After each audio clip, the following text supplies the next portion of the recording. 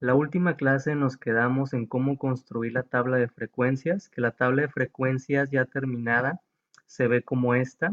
Tenemos un límite inferior de clase, límite superior de clase, marca de clase, que quedamos que la marca de clase era límite superior más límite inferior entre 2, o sea, el promedio de ambos límites, superior e inferior. La frecuencia absoluta era el número de veces o el número de datos que teníamos que caía entre el límite inferior y el límite superior de cada clase. El conteo de datos que caen entre estos dos valores. La frecuencia relativa es la frecuencia absoluta entre el número total de datos, que en este caso es 40. Entonces, tenemos 40 datos en total. La frecuencia relativa va a ser la frecuencia absoluta entre el número total de datos. La frecuencia acumulada, quedamos que era cuántos datos teníamos en esta clase o en las clases anteriores.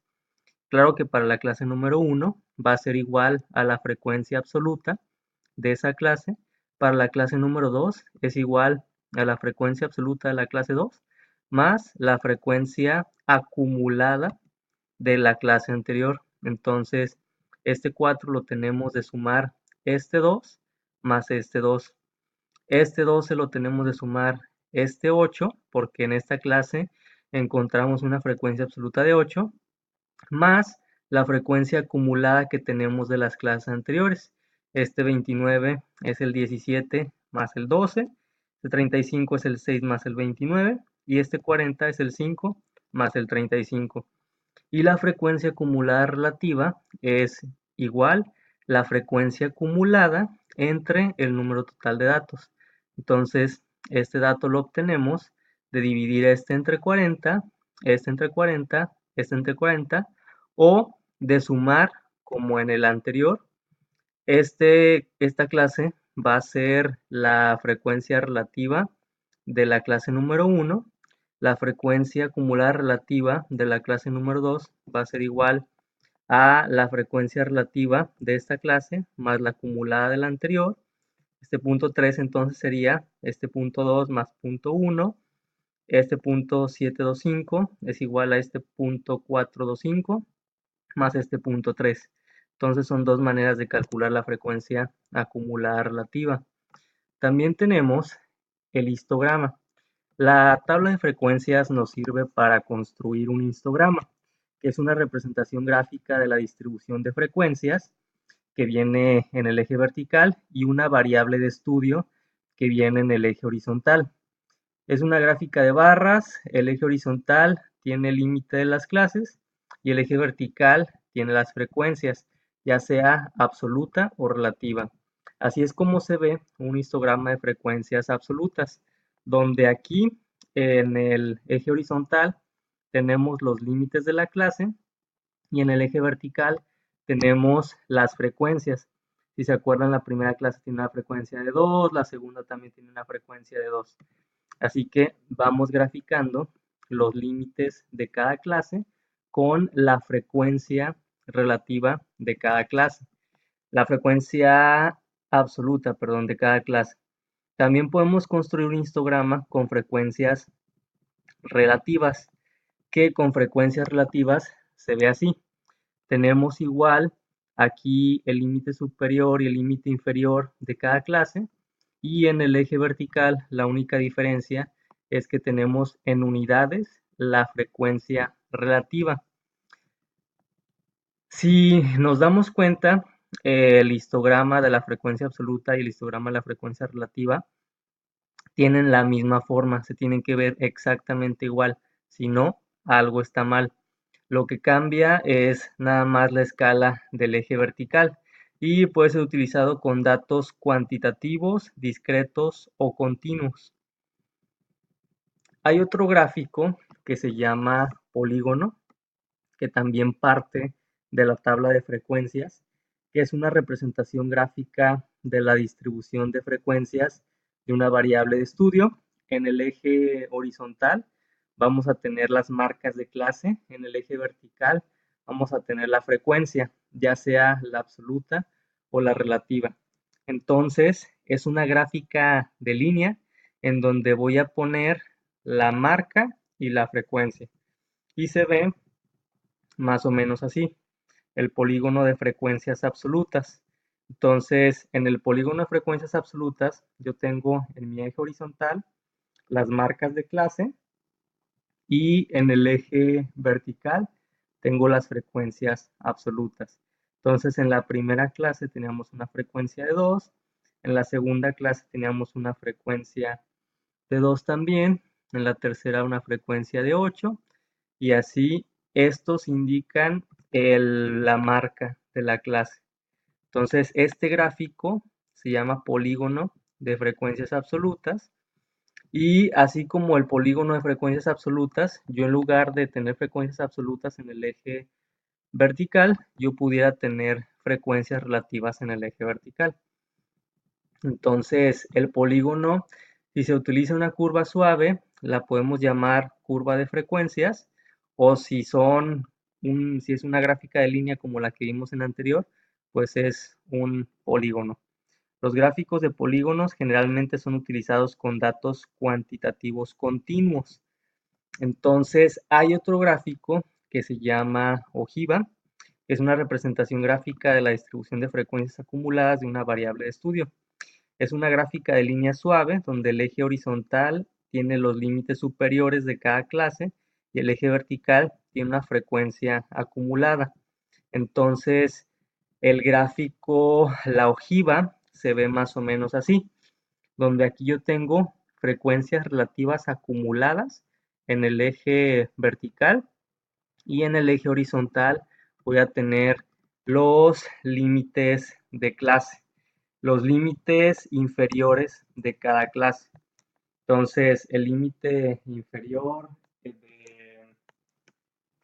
límite, perdón, superior de cada clase. Entonces, yo parto de un límite inferior de la clase 1, donde tengo una frecuencia relativa de 0. Luego, el límite superior de la clase 1, donde ya tengo una frecuencia relativa de 0.05, perdón. Y el límite superior de la clase número 2 es 1.335 y ya tiene una frecuencia relativa acumulada de 0.1. Y así yo voy graficando las frecuencias relativas acumuladas. Ahorita, ¿para qué nos sirven esos dos gráficos? Son el principio, tanto la tabla de frecuencias como el histograma, la ojiva y el polígono son los principios para poder construir un gráfico de Pareto. El diagrama de Pareto es pues básicamente un histograma más una ojiva encimados. Un histograma ordenado de cierta manera, no es un histograma tal cual lo graficamos como en los que vimos hace ratito en diapositivas anteriores. Los histogramas, tal cual, sirven para conocer cuál es la forma o cuál es la distribución de mis datos, pero el histograma, si lo ordeno con frecuencias absolutas de mayor a menor y al mismo tiempo grafico una ojiva, voy a tener un diagrama de Pareto, que es una gráfica descriptiva comúnmente empleada para presentar aspectos de calidad. Se basa en el principio del psicólogo, economista y filósofo italiano Vilfredo Federico Damaso Pareto, que decía que el 20% de las acciones producirá el 80% de los efectos, mientras que el 80% restante solo genera el 20% de los efectos. Este principio de Pareto se presenta en muchos fenómenos, entonces lo van a escuchar mucho a lo largo de su carrera y su vida profesional. Les dicen que siempre se tienen que enfocar en ese 20% de las cosas que genera el 80% de los efectos. A lo mejor el 20% de mis clientes me genera el 80% de las ventas, entonces ese 20% es el que más tengo que cuidar. Y son más ejemplos pues del principio de Pareto. Y es un histograma de frecuencias para una variable cualitativa. La variable se ordena en forma decreciente, como les había comentado, en la frecuencia absoluta y se sobrepone en una escala alterna, o sea, un eje secundario de una ojiva de frecuencia relativa. Se indican los valores de cada barra o punto. Ahorita todo esto es teoría, entonces si les digo ahorita hagan un histograma, hagan una ojiva, hagan un diagrama de Pareto, pues entonces a lo mejor se van a quedar como que, ¿cómo empiezo?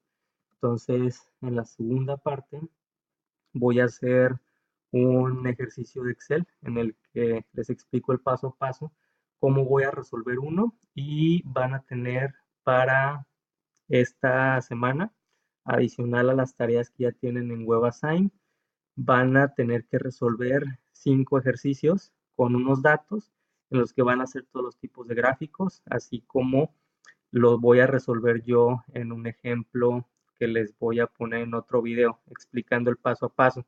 Además, en su, en su Blackboard, aquí tienen tabla de frecuencia, histograma, polígono, ojiva.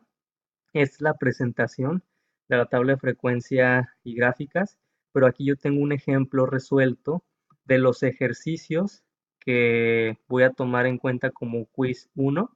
Aquí son 5 muestras para practicar, en las que van a tener que sacar todo lo que ya vimos en clase: indicadores de tendencia central, indicadores de variación, diagrama de tallo y hojas, diagrama de caja y bigotes, tabla de frecuencia, histograma, polígono, ojiva y diagrama de Pareto.